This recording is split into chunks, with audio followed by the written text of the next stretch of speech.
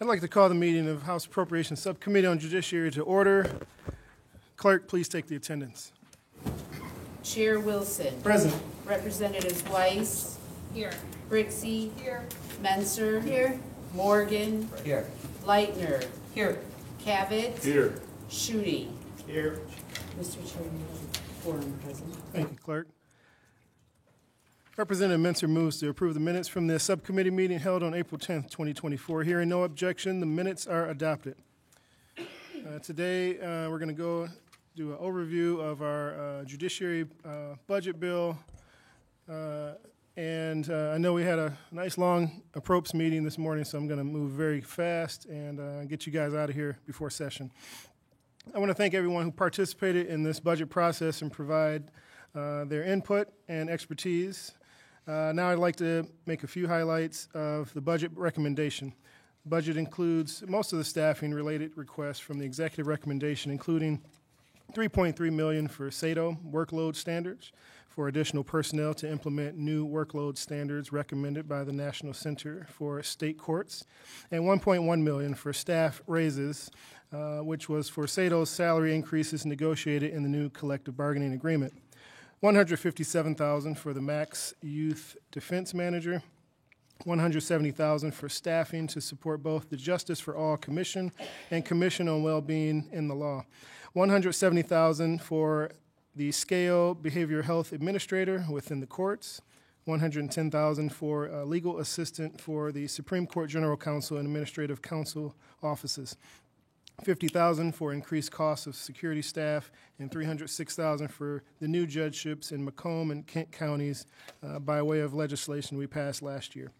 Furthermore, the budget includes an additional request we received from Max for $150,000 and one FTE for a financial oversight and support attorney within the appellate assigned counsel system.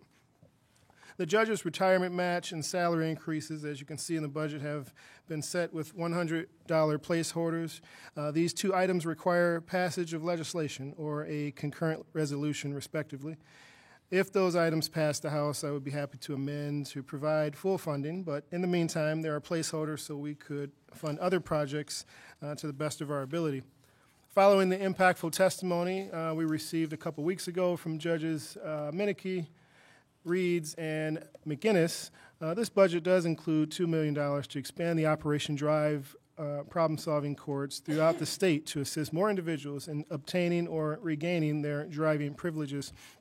The budget also includes approximately $1 million for continuing and expanding oral fluid testing operations in various problem-solving courts throughout the state. Some of you may know that this initiative was funded a few years ago and that initial funding has run out. To continue and expand this effective testing for treatment court compliance, the budget appropriates additional funding. Lastly, the budget includes $500,000 in one-time funding for expansion of an eviction diversion court program to help settle landlord-tenant disputes and prevent homelessness. Again, I want to thank everyone for their help in this budget.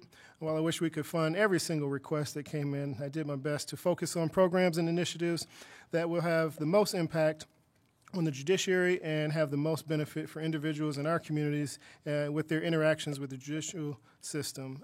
And at this time, I'll take any questions or comments about our presented budget. Seeing no questions or comments at this time, Representative Brixey moves to adopt the H2 substitute for House Bill 5515, fiscal year 2025 appropriations bill for judiciary. Will the clerk please call the roll? Chair Wilson. Yes. Representatives Weiss. Yes. Brixey. Yes. Menser. Yes. Morgan. Yes. Leitner. Yes. Cavett. Yes. Schutte. Yes. Mr. Chair, you have 8 yeas. The motion is adopted. Thank you, clerk.